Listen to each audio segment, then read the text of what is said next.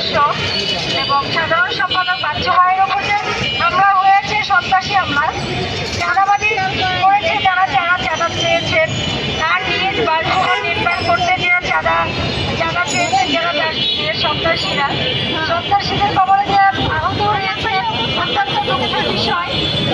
আমরা যারা গণমাধ্যম কর্মী আছি, এই চাঁদাবাজ সন্ত্রাসীদের কবলে পড়ে যারা আহত নিহত হয়েছি, কখনোই আমরা বিচার পাইনি। আমরা অনেক রক্তাক্ত হই, তবে আমাদের এই বিচার আমরা পাবো। আমাদের কিছুদিন আগে আমাদের এক ভাই তুহিন হত্যা হয়েছে গাজীপুরে, তারও বিচার হয়নি। আমাদের আর কত রক্ত ঝরলে আমাদের গণমাধ্যম কর্মীদের বিচার হবে?